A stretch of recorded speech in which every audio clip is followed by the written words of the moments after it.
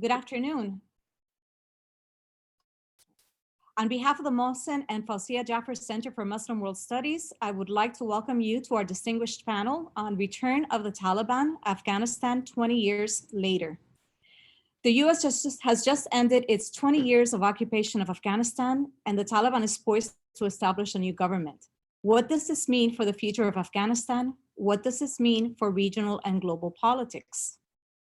My name is Naisi Sardoui. I'm a professor, actually an associate teaching professor here at FIU and a fellow at the Mohsen and Fawzia Jaffer Center for Muslim World Studies. And I will be presenting to you our panelists for today. Each panelist will speak for approximately 10 minutes, after which we will open the floor for Q&A.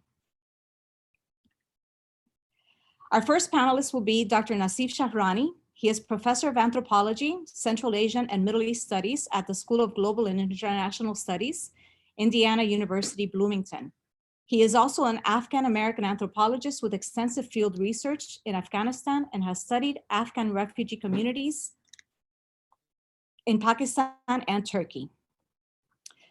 Dr. Nassif Shahrani will be followed by Dr. Thomas Breslin, who is professor of politics and international relations at Florida International University. His areas of expertise include US diplomatic history, history of China, foreign relations, US-China relations, and ethnicity and religion in foreign affairs. Dr. Breslin will be followed by Dr. TJ Ligori, who is the Khalid and Diana Mirza postdoctoral fellow in the Jaffer Center for Muslim World Studies. His research focuses on international political theory, international historical sociology, Kashmir, social South Asia, and post-colonial and decolonial conceptions of the international. And Dr. Ligori will be followed by, last but not least, Dr. Mohammed Homayun Vash, who is director at the Jaffer Institute of Interfaith Dialogue and Education at Miami-Dade College. He is also an affiliate faculty member at the Jaffer Center for Muslim World Studies here at FIU. His research interests include strategic studies, foreign policy, and international relations of the Middle East. Without further ado, I leave the floor to Professor Shahrani.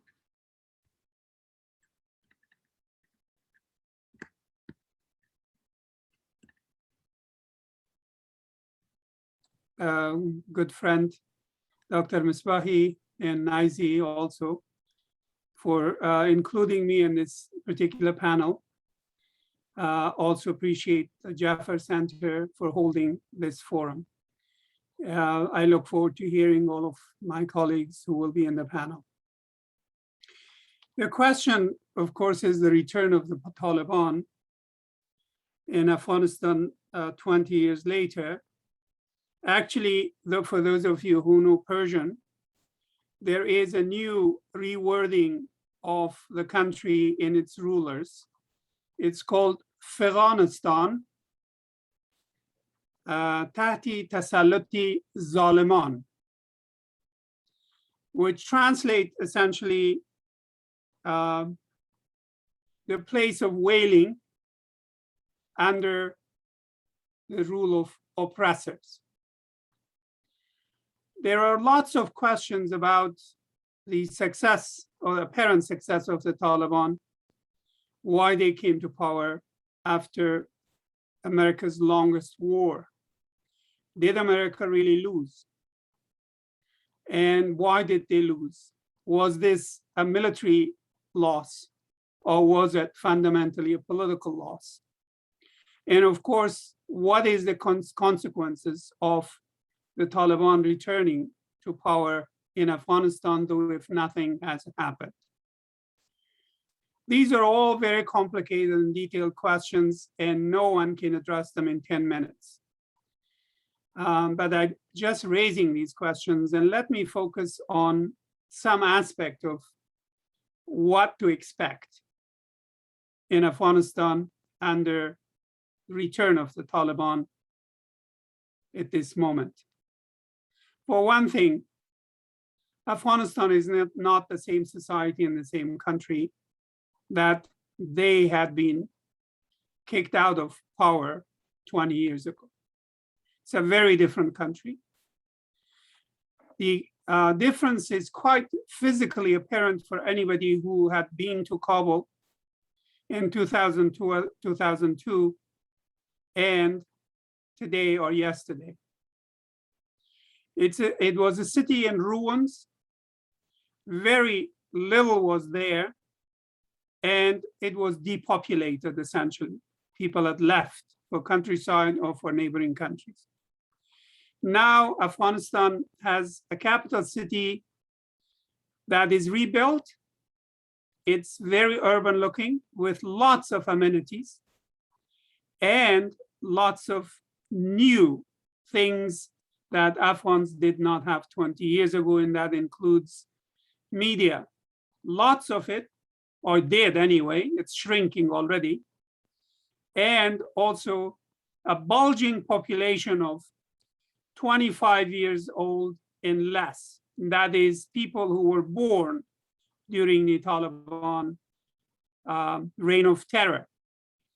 That they have done, and they are known, I should say, is nothing but a war machine, a machine of terror for the last 25 years. I'll return to their claims today. The 25-year-olds who constitute an estimated 60 to 70% of Afghanistan's current population are also a whole new generation of educated, skilled people who are, in fact, very much interested in the liberties that has come their way and the education and skills that they have. Their knowledge of Taliban is nothing but war, and that they are hateful towards Taliban and what they stand for. It's not a question of trust, it's a question of hate the Taliban have to overcome. And that's not going to be an easy matter. And Taliban are also coming at a time when the country has been, to a large measure, digitized. Ghani and company, whatever their horrible faults, is thieves and unpatriotic elements who run the government for the last many years, did something, and that something was digitization of banks and institutions, government institutions as a whole. Taliban came expecting they're going to find paper folders and files. There are none there in most offices. And that's why they cannot even access the banks, and they have not been able to open them fully. And the ministries and government institutions of all kinds. That is something of a challenge that they will have to face. And rumors are, because of their incompetence in these areas, many Pakistanis have been brought, busloads of them. And they are the ones who are essentially opening up these electronic files. And that the country's secrets and information will be all divulged to ISI if they already did not know it. So that will be another dimension of what to expect in the coming years or coming weeks. Let me talk very briefly, I know the time is running out, about what to expect from Taliban.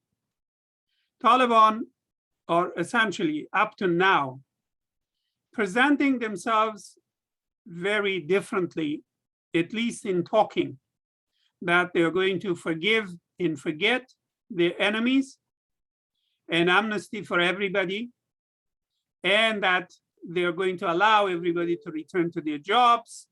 They will respect inclusive government. They will also allow women to continue to work and contribute.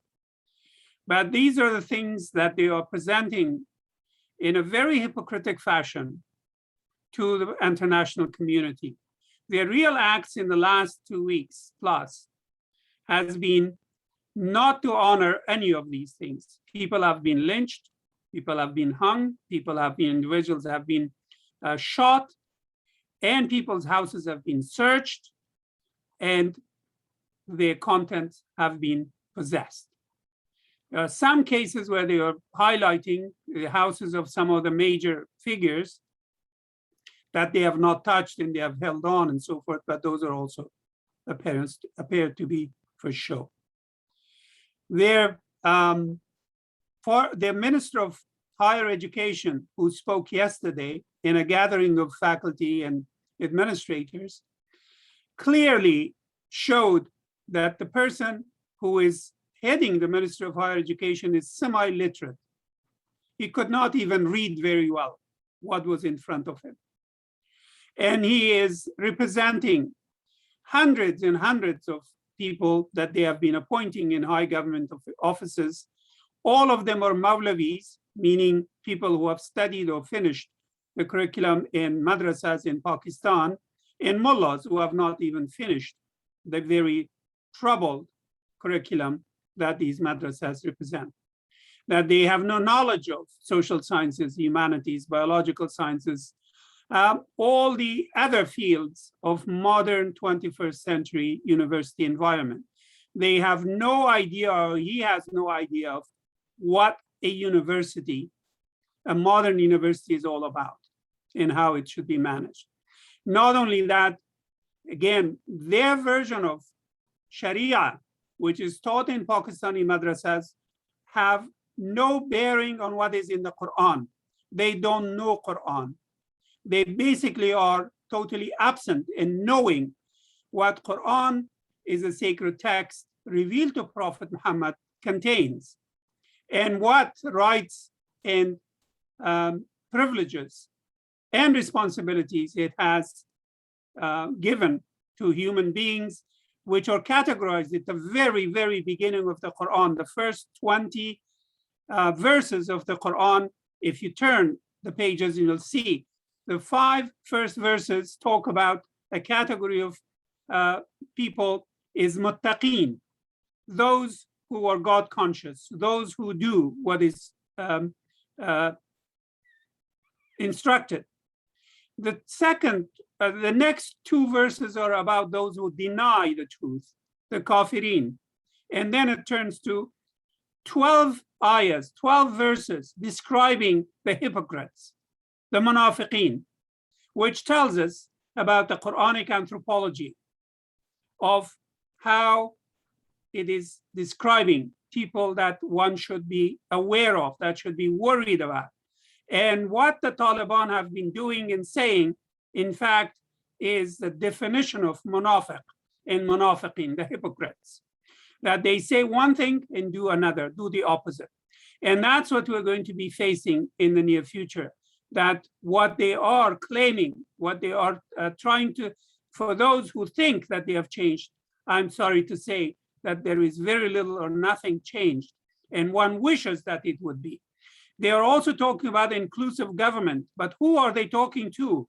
The very thieves that were responsible for bringing the country to this state. And that was obviously Hamid Karzai or Hamid Karzai and Abdullah and Hikmatyar and others who have been essentially responsible for the crisis that the country is facing, and ultimately for the failure that has been brought by American, mostly policymakers, to Afghanistan. And this is not going to be inclusive government. What the country wants is what the young Ahmad Massoud, the son of Ahmad Shah Massoud, who was assassinated on September 9, 2001, is now claiming his father's resistance number 2 and is asking for. And those are very simple, 3 things. 1, he will agree not to go to fight the Taliban if they accept election is the principal means of choosing the leader of the country, not just its leader as the president, but also the governors, the district officers, and all the shuras in all the different parts of the society. The second one, he is asking for decentralization of government because the few Pashtuns, in the name of their people, they have done harm to their own ethnic group, their own tribesmen, and also to the country, have been insisting on centralized government where they have essentially promoted nepotism, cronyism, and corruption to the max, creating the kleptocratic government that we have, that it has to be dismantled It has to be, we have to accept decentralized governance on the principle of community self-governance at village level, at district level, government at the provincial level, and also national level. And the last and the most important demand is that the rights of citizenship and the rights of people in Afghanistan, whether they are Pashtuns or non-Pashtuns, whether they're man or woman, should be the same in terms of constitutional law, and that constitution should be reflecting, again, the values of the Quran, not the Sharia of the Pakistani madrasas, which are contrary to the edicts of the Quran. These are simple, straightforward wishes of the youth of Afghanistan, the people of Afghanistan, who have been let down repeatedly by their leaders and by those who have picked these kleptocrats as their partners, particularly the United States of America. So if these demands, which really represent the demand of the youth of Afghanistan, the bulging youth of Afghanistan I referred to earlier, and represented by Ahmad Massoud, and which is unlikely to be heeded by the Taliban, I fear that the path of war, the new great game, will start, and America has its own design, as well as the Chinese, the Russians, the Iranians, and everyone else, and what they wish to do in Afghanistan. And this is not a moment that one can not be fearful of as to what has happened in Afghanistan. My time may have run out. I'm going to have to stop here, but I know there are many issues to be discussed. So thank you very much for listening. Thank you so much, Dr. Shahrani. As always, an excellent talk by you. I would like to leave the floor now to Dr. Breslin. Thank you very much. And I want to begin as Dr. Shahrani began his very learned and informative presentation by stressing that the future is not knowable. Things are evolving and in a very, very complicated way. But I want to focus first on the US reaction, then on the Chinese reaction, and finally, a few words about the possible implications for Russia and the Shanghai Cooperation Organization, in which it partners with China and some of the stans.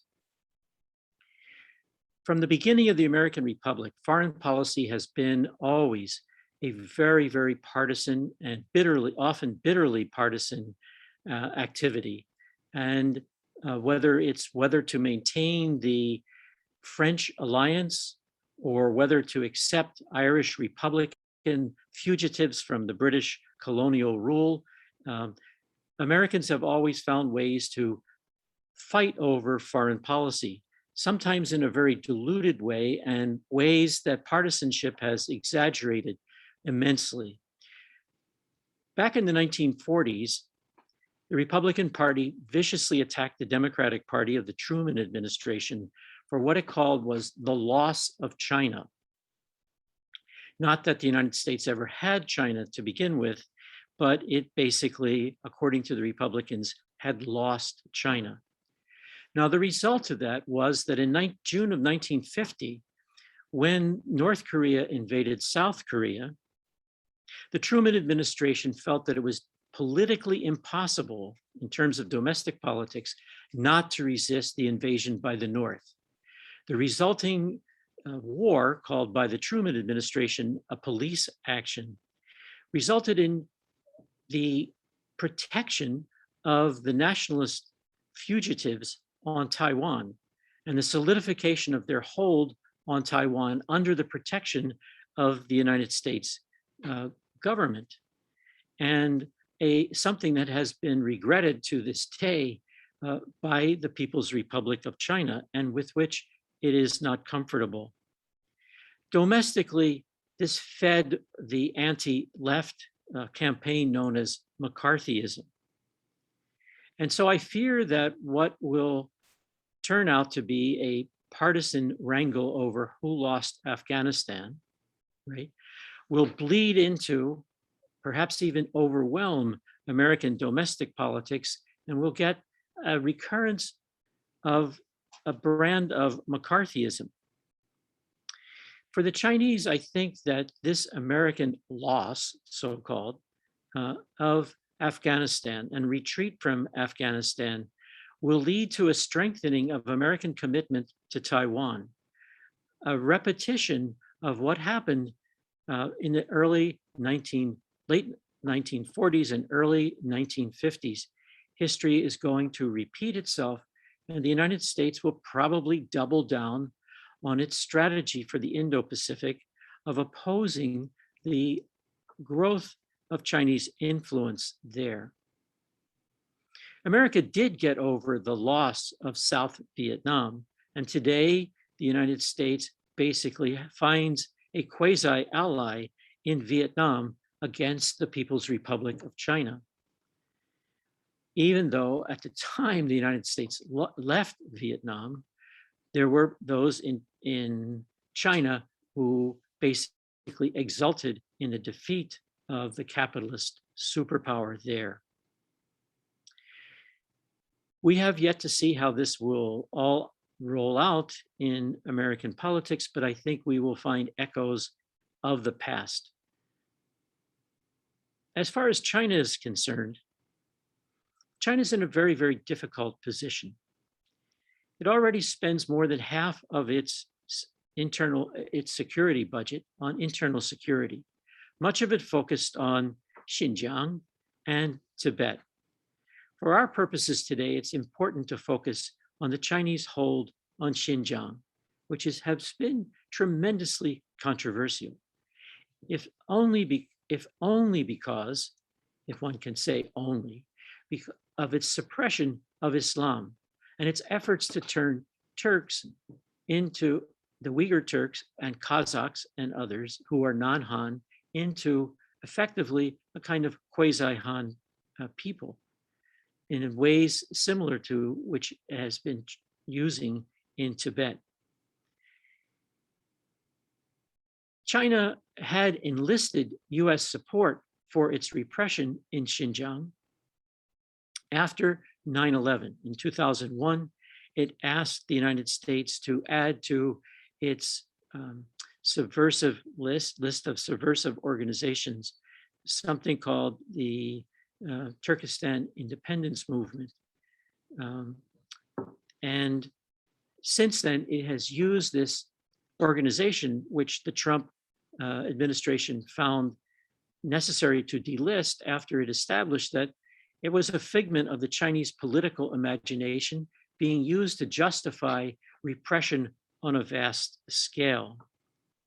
But the fact is that Afghanistan has served as a target to when the US was there to draw away Islamists from Xinjiang, and will probably now be a possible location for Islamist activities just across the border in Xinjiang.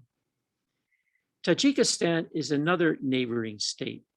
The Chinese government has begun to improve and develop its military infrastructure close to the Tajik border.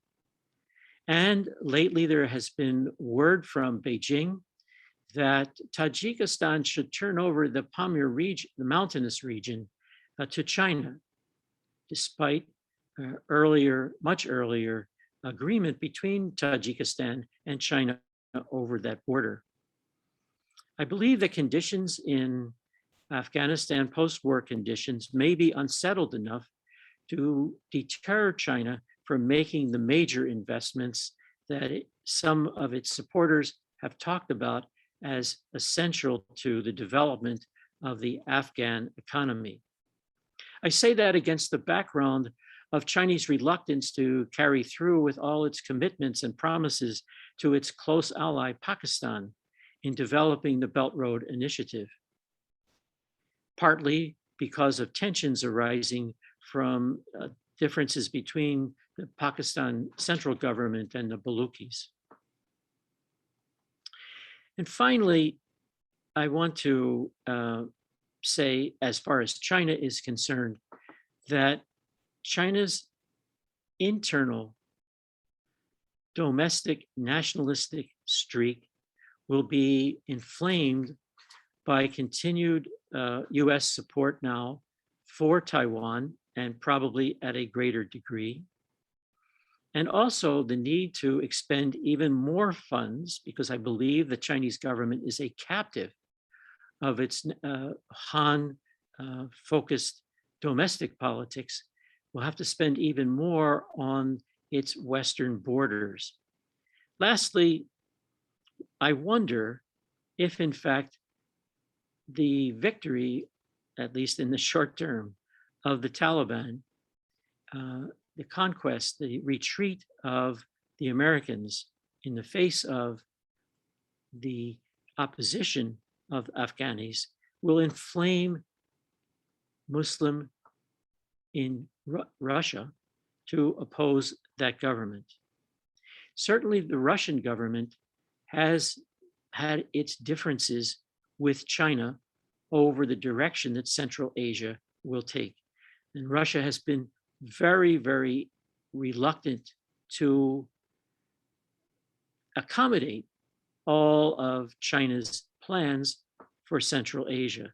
So it could well be that with changing circumstances, tensions between Russia and China over Central Asia will be heightened, and the future will unroll in a way that unravels both Chinese aspirations for increased influence and even control in Central Asia, with Russian influence in decline and threatened not only by the Chinese, but by resurgent religious tensions within. So I'll conclude then by again reiterating where I began, as well as Dr. Shahrani began, by stating that we don't know the future. It's going to be very, very complicated, and there is a great deal of at stake, not only for China, but also for Russia, and indeed for the United States, and once again for Taiwan. Thank you.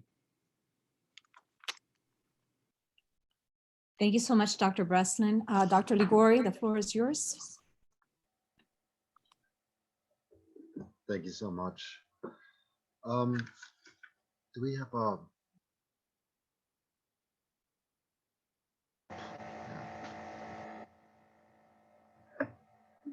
So just to give you an understanding, I see we have over 200 participants. I'll just keep this very cursory and not too in-depth about the lay of South Asian geopolitics with respect to the Taliban's takeover. From 1947, when both Pakistan and India were created, Afghanistan had had an antagonistic relationship with Pakistan, largely concerning the large Pashtun population along the border that was negotiated in the 1890s under the British. Because of this, Afghanistan has often looked to India for support against Pakistan, and as the title of a recent book kind of elaborates, My Enemy's Enemy by Avinash Paliwal kind of speaks to the position that India took towards Afghanistan in opposition to Pakistan. So while India had had a friendly relationship with successive Afghan governments, if only to spite Pakistan in many cases, from 47 up until the Taliban rule, which was much more favorable in the Pakistanis' eyes, especially the inter-services intelligence, the ISI, against India. And in the 80s, the concept of strategic depth was elaborated by Ziaul Haq, the president, in order to kind of shore up Pakistani geopolitical position vis-a-vis India. So in the aftermath of the US invasion and occupation of Afghanistan, Pakistan has emerged as a supporter of this newly founded Taliban government. And the reaction in Islamabad and Rawalpindi has been very thinly veiled jubilation. There was Imran Khan talking about breaking the shackles of slavery with the Taliban coming to power. And recently, National Security Advisor Moeed Yusuf elaborated Pakistan's position on Afghanistan and what he expected the United States to do in support of Pakistan, with a vituperative warning against the disasters of the 90s and possible terrorist attacks.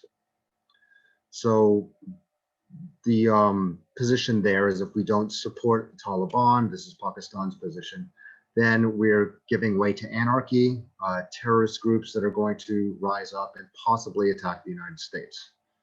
So the Pakistanis are pressing for the Taliban, but in many cases, this Taliban is very different from the Taliban of 20 years ago.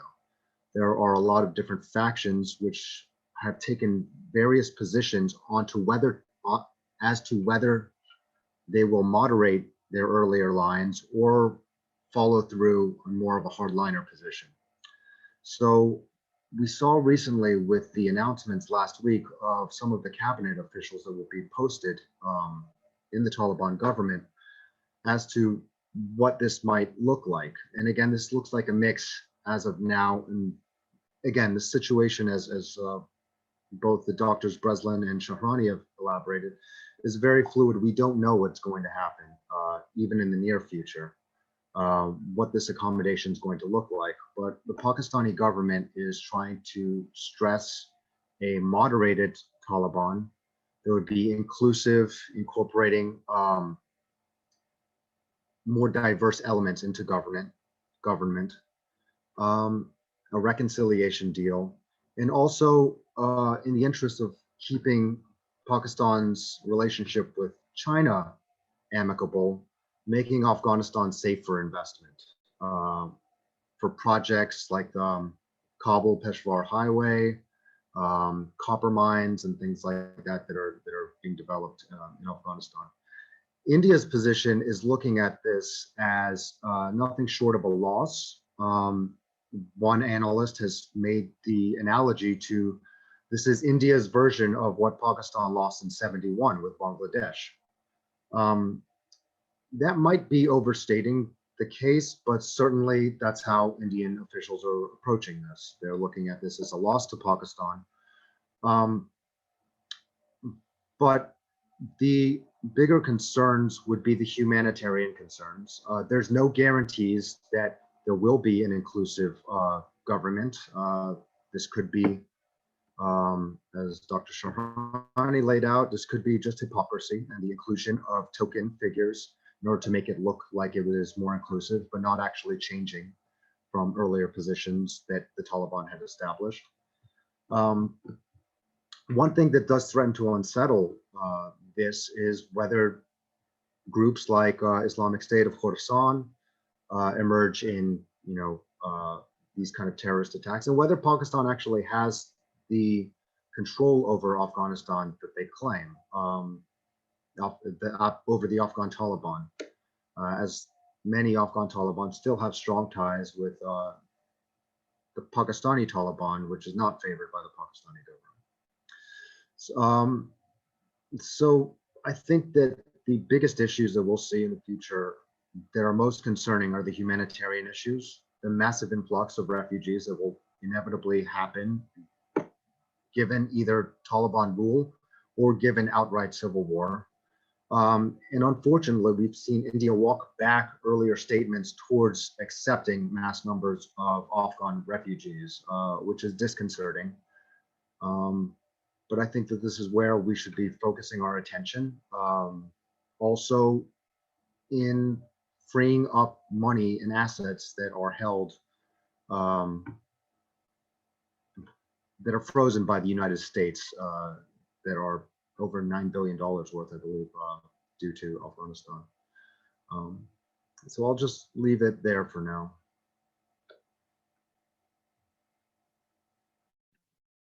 Okay, thank you very much, Dr. Ligori. At this point, I would also like to remind our audience that you can leave questions for our panelists in the Q&A. So just press the Q&A button and your question should probably be answered live. I'll leave the floor now, please, to Dr. Humayun Bash. Thank you. Thank you. Thank you so much. If I may, I would like to show you a map that I think my screen sharing is disabled. Can you enable it?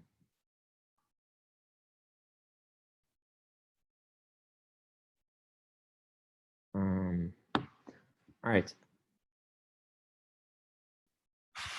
So again, if you can go to the previous map, to kind of show you the lay of the land and what we're talking about, I would have liked to use Google Earth, but I think this will do for now. Obviously, Afghanistan, as the previous speakers talked about, is what we normally call a weak, fragile, pre-modern state. And Afghanistan does really have all the pathologies that we associate with these types of states, which are normally sociopolitically very incoherent, and they have very poorly developed structures of government, even governance. So this is a textbook example of a broken down colonial transplant, where there is really not much other than external recognition to sustain what some IR scholars call the myth of statehood. And one of the characteristic features of these types of countries is that sub-state actors have a much easier time than normal coherent states for really flexing their muscle and making their presence felt in the security dynamics of the state. And that's indeed the case with the meteoric rise of the Taliban in Afghanistan. But Afghanistan's position is also quite noteworthy in Eurasia, because obviously it's an insulator. It was created as an insulator between the Russian Empire and the British Empire for the Brits, by and large, to safeguard their British India assets and territories from grinding against the Russian Empire. But right now, Afghanistan is an insulator between Central Asia to the north and South Asia to the south, and even the Middle East via Iran. And Iran is a country that I would like to focus most of my time on today.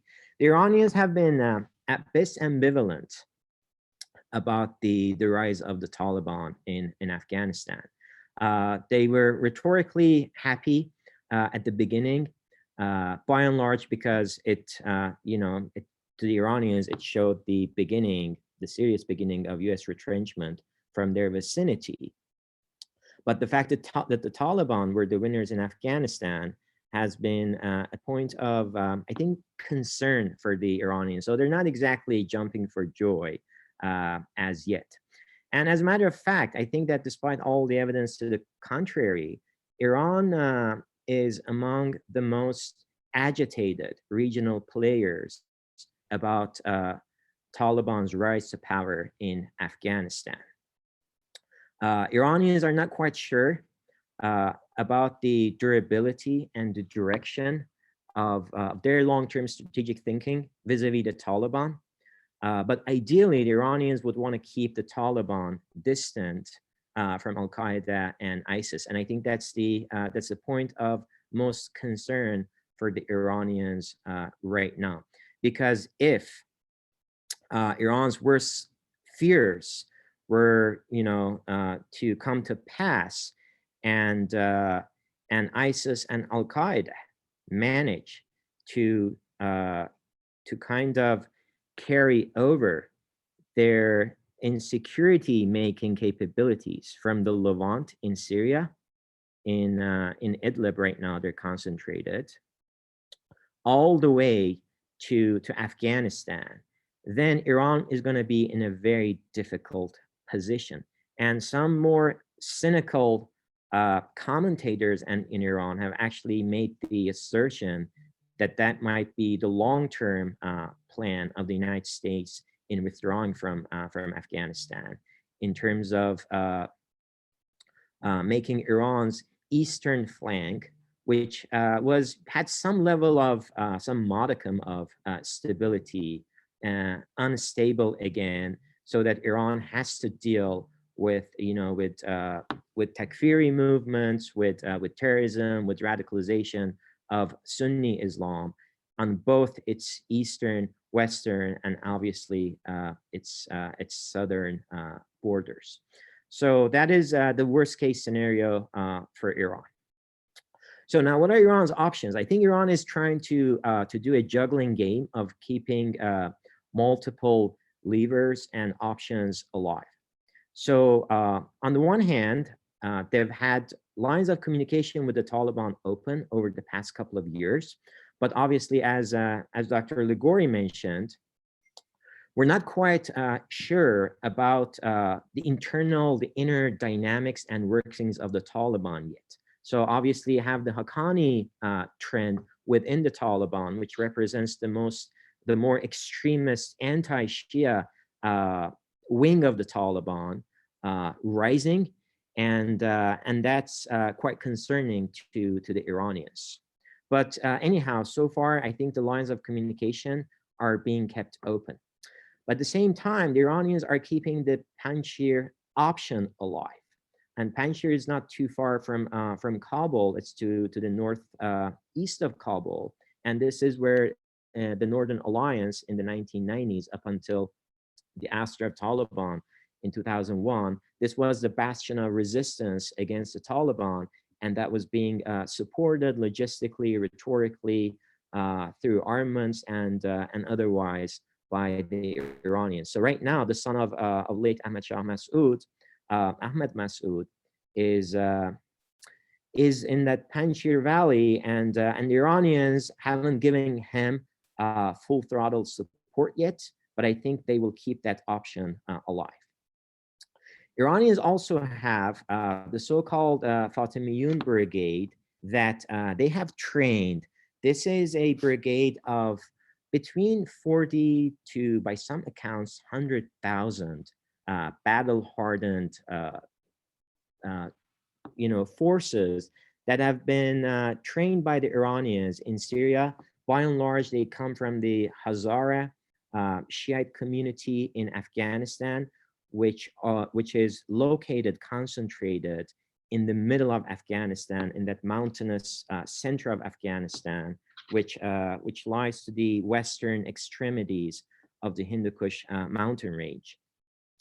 And this is a formidable fighting force for Iran. I think this is Iran's nuclear option. And this is Iran's way of probably signaling to the Taliban to keep their worst takfiri impulses in check.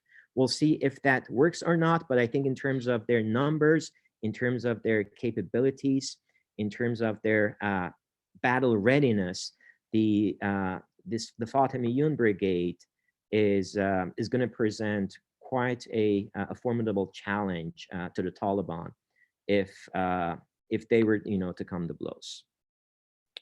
Related to this point, Iran is very nervously watching some of the neighboring countries, predominantly Turkey and Saudi Arabia, in terms of further sectarianization of the Afghan conflict. Turkey, because Turkey essentially has a pretty tight grip on what's going on in Idlib, which is now the bastion of takfirism in Syria, the remnants of Al Qaeda in Syria, and some ISIS elements now are concentrated in Idlib, and Turkey has shown some level of willingness to leverage Idlib and the fighters that are there in terms of taking them to other places to fight. For example, there are reports that Turkey used them in the Nagorno-Karabakh conflict between Armenia and Azerbaijan. Some of them have been transferred to Libya. And it wouldn't be far-fetched to think that Turkey has, will think about maybe using them at least as leverage in Pakistan. Also, Turkey's presence in Kabul, there are some reports that they're going to be in charge of the security of the Kabul airport. That probably, accentuates those concerns by Iran.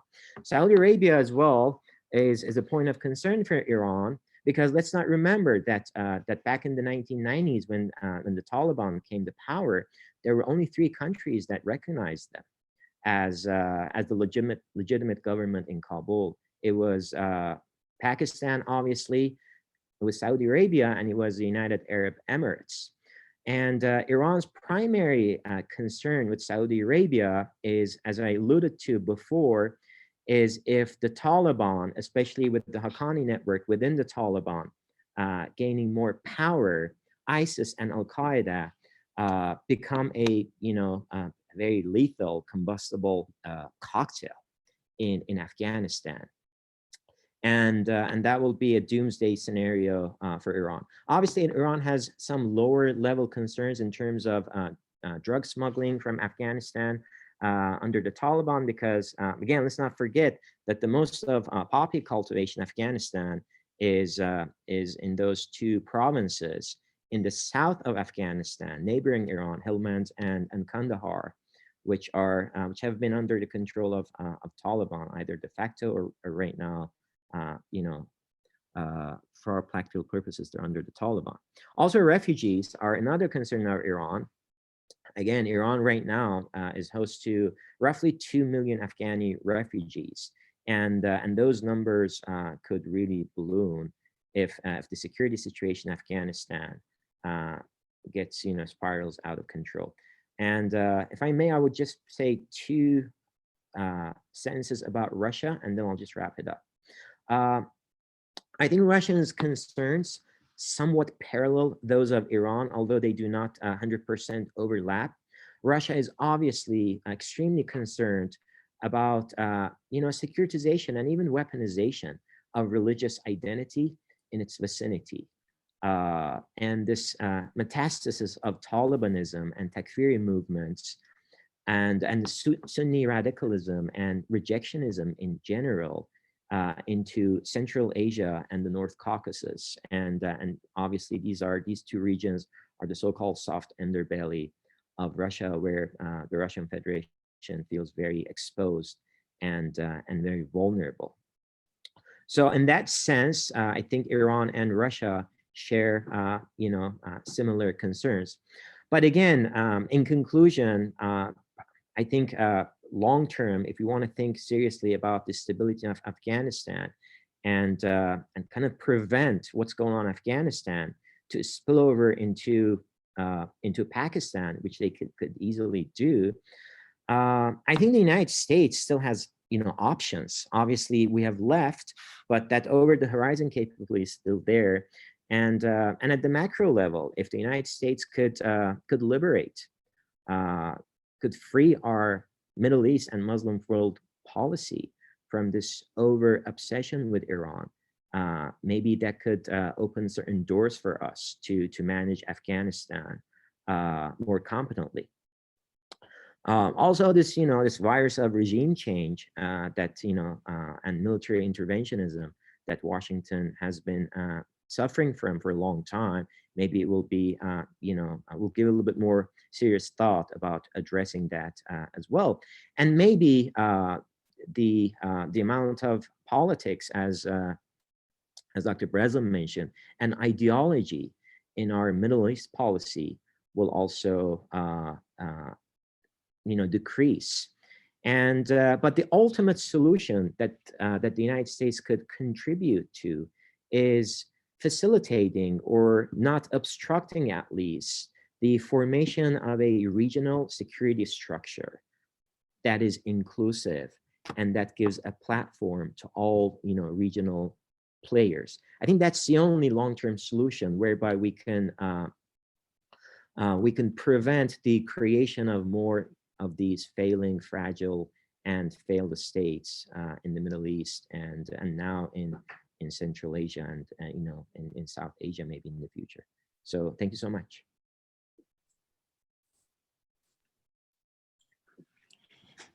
Thank you very much for this excellent overview of Afghanistan and the regional geopolitics. We have a question that pertains to the use of technology in Afghanistan, particularly among the Afghan youth. And I'd like to piggyback that with my question also to Dr. Shahrani. My understanding of Afghanistan is that there is a significant divide between rural and urban.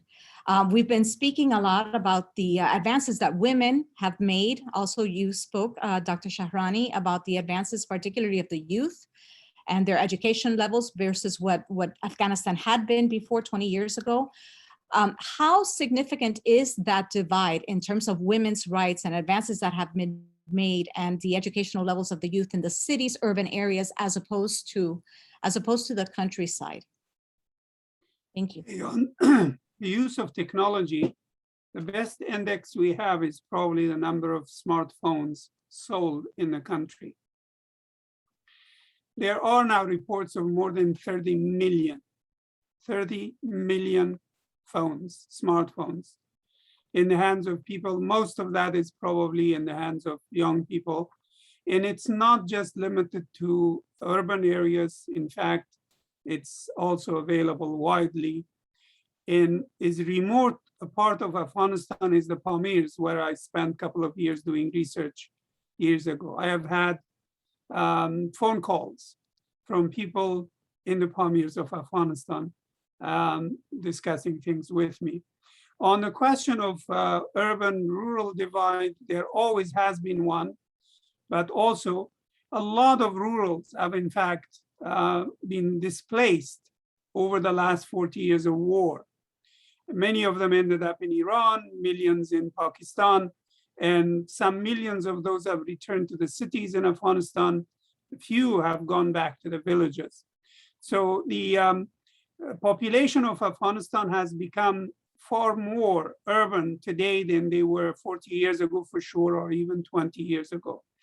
And the impact on a woman of rural areas, again, depending on whether they were displaced internally or externally, may have had some impact, that some of them may have been exposed to things that if they had remained in the rural areas, it would not have happened. But rural areas have also, in the last 20 years, enjoyed middle school and high school. And just to speak of my own village where I grew up, there were 2 high schools, one for girls, one for boys. I mean, this was, and they have graduated many. The quality is not that good, but they are there. And in fact, for the first time in entire history of my village, probably 2 of my nieces are now studying in Konya in Turkey. So that has happened, I think, sporadically in different parts of the country, but still the impact of the last 20 years has been different between urban areas enjoying slightly more, in the elite women, the ones who have been in the government and who have enjoyed stealing much from the government, have probably also enjoyed more. Their women have enjoyed more new rights and so forth, compared to those who have been marginalized, and millions and millions and millions of people are marginalized. So the situation is even uneven but for the woman, but it's very important to know there is, in fact, a considerable number of women who are now aware of their rights and their privileges, and they're not going to give that easily. They're not hiding. They're not going to be hiding in their homes. And many of them, in fact, have already come out and demonstrated on the streets, although they are not being reported, perhaps, is widely as they should have been. Thank you very much. There's also quite a bit of a discussion, it has been alluded to by some of our panelists, regarding Taliban 1.0 versus Taliban 2.0, and a sense that some of the regional actors are it seems to be uncertain which direction, obviously, the Taliban is going to go in, and they're also debating which sorts of policies they should have towards the Taliban. My question is, are countries such as Iran, Russia, and China coordinating in any way their regional approach? And this can go for any one of our panelists.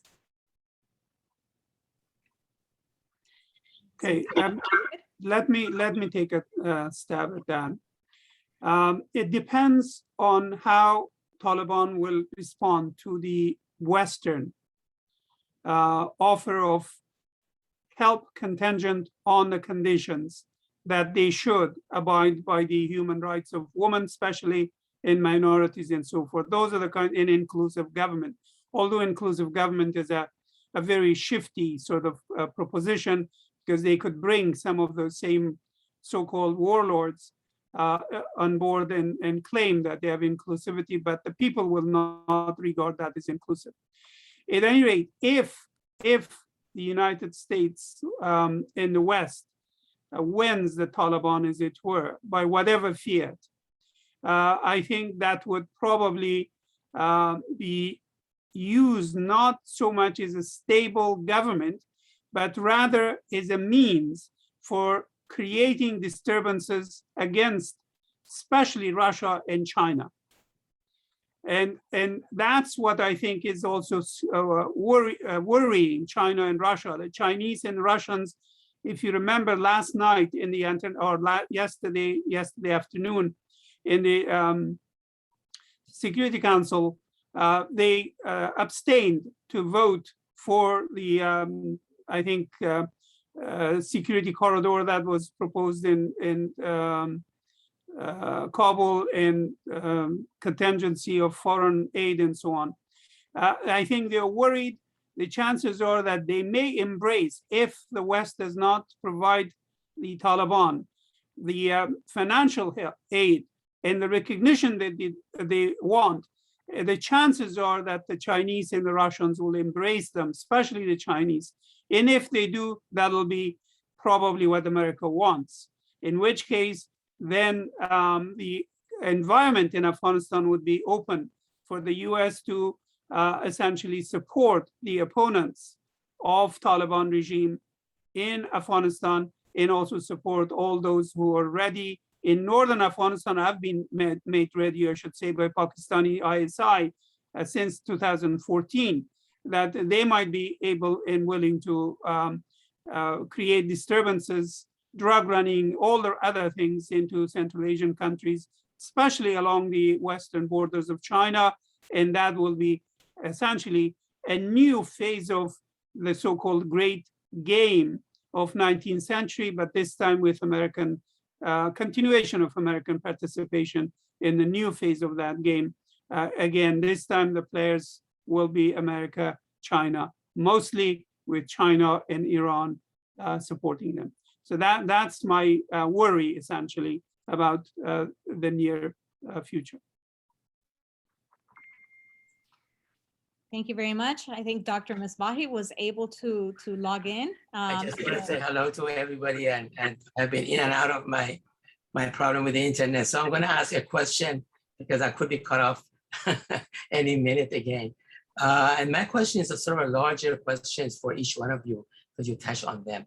Muhammad talked about the lack of having a security architecture. So it's a question for him and Tom, whether SCO is going to present itself as that missing architecture, and by trying to get Afghanistan inside that framework instead of waiting for something to happen in the Persian Gulf region, which is very difficult to imagine. So that's my one question. The other question is for TJ, and that is the overall impact of this defeat and the accolade of the defeat for the mentality and the normative approach of the resistance in Kashmir against the Indian state. Because this victory, regardless of what Taliban wants to do with it, whether they're going to be internal, whether they're going to be limited, it has ramification externally. And one of them would be on Kashmir, actually, I think. So I want you to speculate that, given your intimate contact there. And my question for Nazif is that this mythology of a unified state that you have talked about before in our conversation a couple of years ago, whether Taliban is going to be the final sacrificial lamb, also as an internal invasion. In other words, the foreigners come, they try to put it together, it never works. And I think Taliban would face the same problem, perhaps, if they think they can put together a country which perhaps best suited to be a federal, even more than federal, whether Taliban imagination about the state is actually the same as colonialists are, and that is to have a unified state. So I would appreciate if all of you comment on that. If I lose you, because internet is going to disconnect me. So thank you for coming and so on. So so maybe Tom can talk about the SEO and with Mohammed and take it from there. Thank you very much. If I may comment on the SCO, with the admission of both India and Pakistan to full membership in the SCO, there was created a problem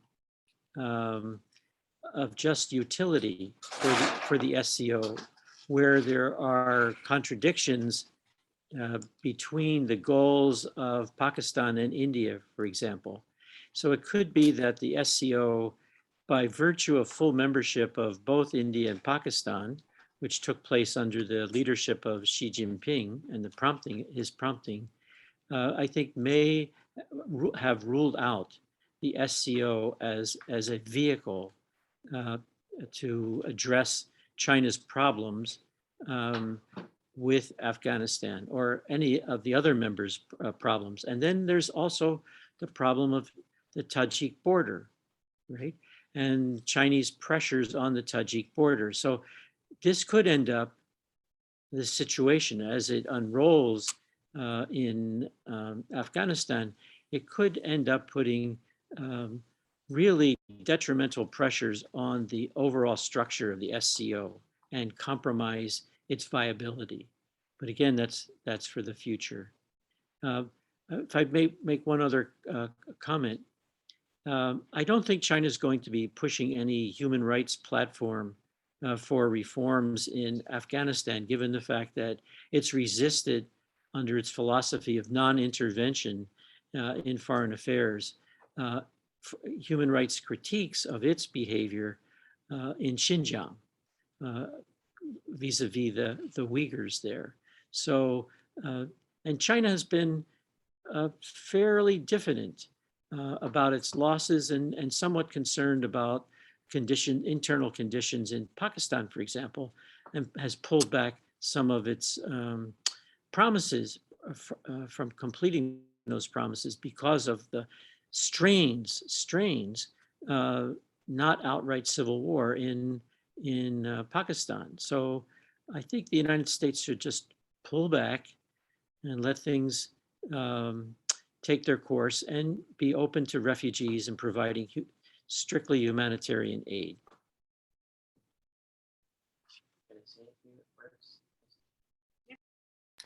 All right, thank you for the question, Dr. Misbahi.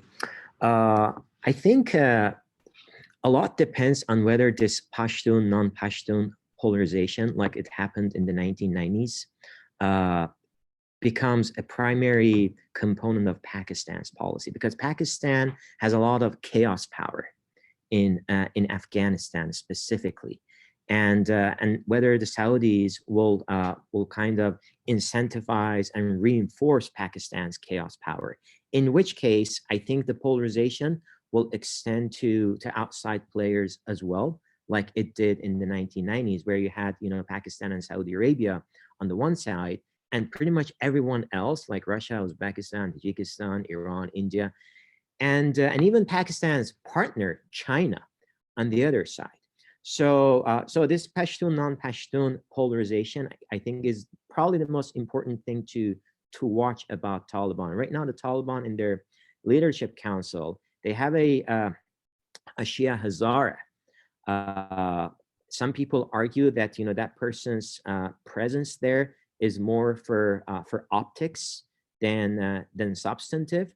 So I think the jury is still out on how the Taliban behave and operate vis-a-vis the Shia, Hazara minority, because that then will decide on how Iran approaches the conflict. But right now, you know, if that Pashtun on Pashtun polarization, I think it's real again. I think the most likely scenario is that Afghanistan is going to descend into another bloody civil war, and this time it might be, you know, 1990s on steroids, which will be a pretty horrible scenario. But you know, the cynic in me says that some countries might not be, you know, unwilling to test out that scenario, just because it could hurt Iran more than it could hurt them. So so I guess, you know, we'll see how it plays out.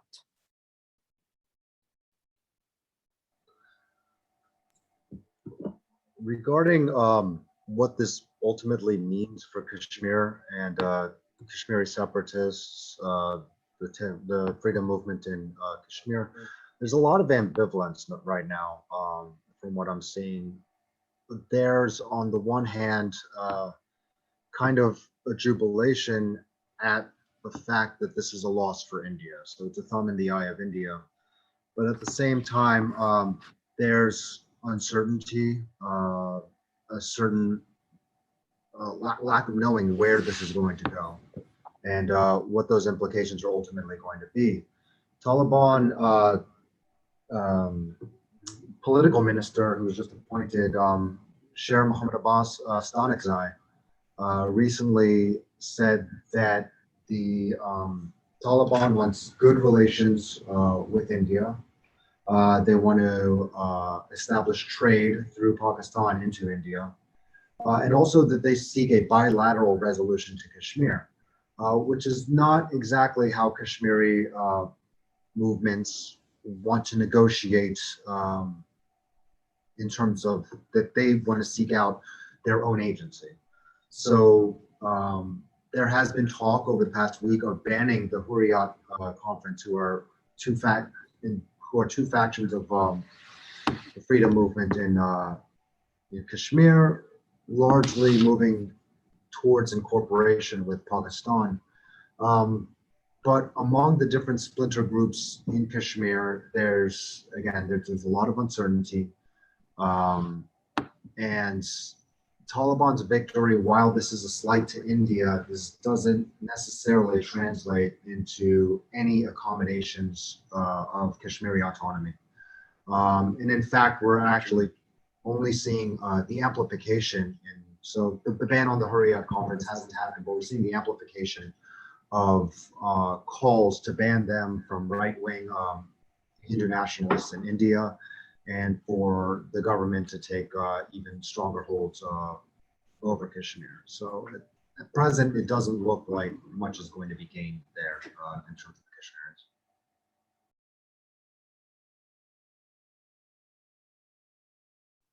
Okay, thank you very much. There seem to be a couple of questions that I'm going to try to group together from the audience that are asking Dr. Shahrani's about microphone is the off. relationship between the Taliban, ISIS-K, ISIS in Nancy, Pakistan. I didn't get to answer The Taliban in Muhyiddin's Pakistan, question. and also regarding Al-Qaeda. Could any of you comment on the relationship between the groups? Nancy, Dr. Shahrani wanted to answer my question, so his microphone was off. Yes, Muhyiddin, I said you Dr. always Shahrani, ask the tough I think questions. you're speaking, but oh, just a second. The question of a unified Afghanistan, that is unified state in Afghanistan, has been there, and nobody has actually spoken against that. That is no movement in the last 40-something odd years of war in Afghanistan, or a group has asked to divide Afghanistan as a state into something different or its components. Although that proposal has been around for a long time. The problem is not a unified state, but the form of government, the centralized government that is dominated by by elements of one ethnic or tribal group.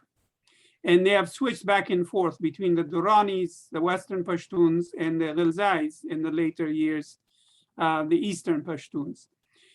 This is the problem, that from the very beginning of the creation of Afghanistan as a buffer state, those who have been empowered by outsiders have always used that outside power and vanquished basically the non-Pashtun communities completely and held on to them as a kind of internal colonialist state. That's the challenge of Afghanistan.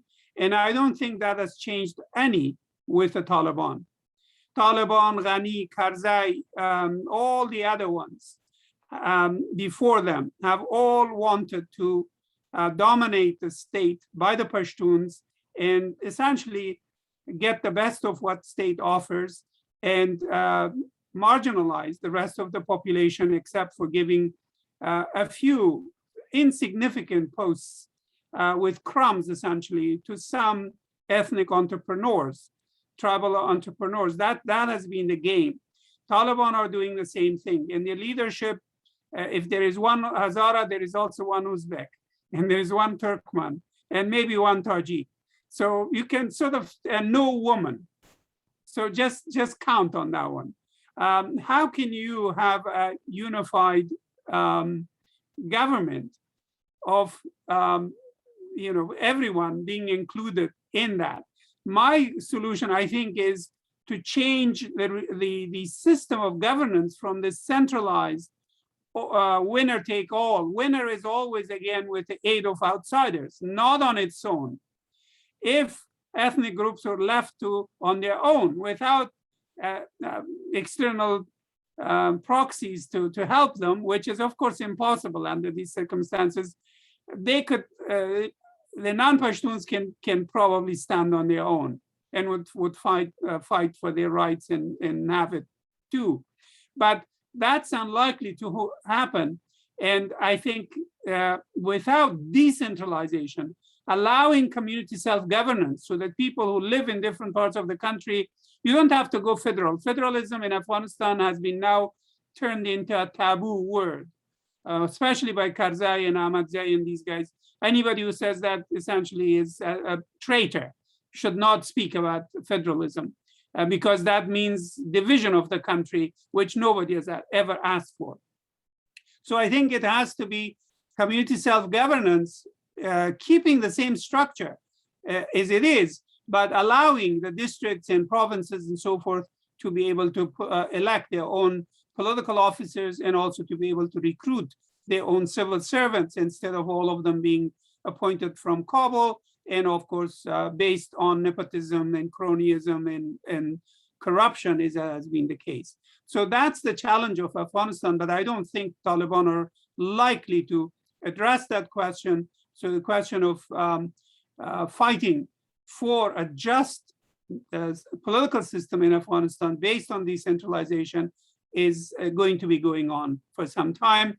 And it may not, in fact, result in solution, but rather the, what you call the 1990s, essentially in Afghanistan on steroids, is what has been suggested is more likely to come about rather than maintaining a unified state in which people find themselves as a part and happy to be a part of it as well.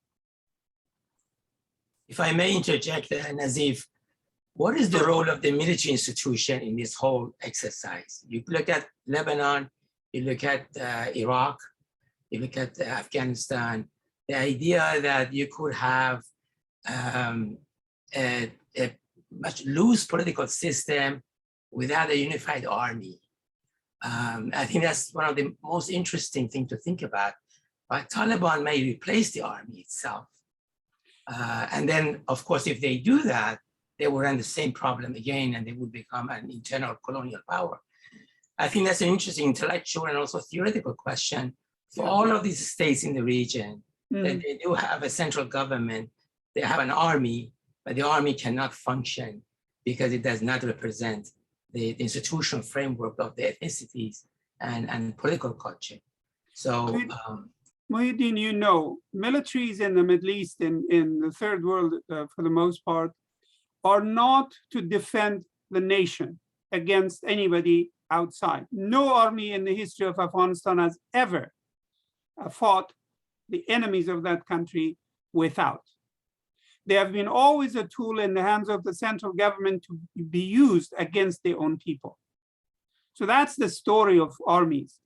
And if they want to reconstitute, first of all, the fact that Americans turned Afghanistan's security service into voluntary army, which should be paid for, and Americans have been willing to pay that $4 billion a year. Now they're talking about $3.3 billion a year to keep a 350,000 supposedly security people. A lot of them are ghost soldiers. They don't exist, which has added to essentially corruption in the country. The first thing that they need to do is no voluntary army. Afghanistan always had draft system before the war broke out. And that was 2 years of service with some changes for those who were educated and had skills and so forth, but 2 years, 20 to 22. All males had to serve in the army. They can go back, you can create also a green force, you can technology force, you can, all of them don't have to be people with arms fighting. But the important thing is you have to reduce the cost, and it was also one way of essentially bringing different ethnic groups together to come to know each other and serve in regiments. And people, I remember my own uncles coming and telling stories of what the military thing was all about for years on end, and in some ways rather positively. So they would have to do that. But secondly, it has to be a small military, maybe no more than 50,000 that can be afforded. The country could afford it. But what's more important is to get rid of gendarmes, as it was the case in Iran and Turkey and a lot of places, and turn it into local police. That police has to be local. They have to recruit it. They have to, a country can train them, but they have to be recruited and maintained locally, so that security of local communities can be retained by their own police force. And then they will have a small, effective national military force that could, in fact, be used to quell any uprisings in any particular part of the country. Or I think Afghanistan needs to go neutral in terms of its relationship, if it is going to be allowed in the context of where it is located, that it cannot afford large military, and that it should not, in fact, is not going to be threatening anybody, and it shouldn't threaten, and that should be tolerated. But those are big issues. Whether that's going to be taken seriously by anybody, I don't know. But those are the things that needs to be discussed. And again, this problem is not just Afghanistan's problem. Look what has gone on in Pakistan, in other countries in the Middle East. And Turkey has managed to come a little bit out of that. But Iran is in the midst of, again, the military gaining too much power and possibly threatening the possibility of democratization in the long run in the country. But that goes on in the whole region, country by country. Central Asian countries are also beginning to probably move in that direction as well. Thank you very much. I think there's a lot of questions on the chat room, Nicey, that you can maybe. I'm afraid that we have to bring the panel to a close. I'd like to thank very much Dr. Shahrani, and my apologies for interrupting you. We have some technical issues and a bit of a human error on my part. But thank you so much. Always a pleasure to have you. Dr. Liguori, Dr. Breslin, Dr. Homayoun Vash, thank you very much for your input, for your expertise, and for shedding some light on this very complex and huge issue. I apologize to the audience members for whom we were not able to answer their questions. I hope that many of your questions were answered in the comments that were made by our speakers. Stay safe, everyone, and have a good day. Thank you, Nancy, and thank you, everyone.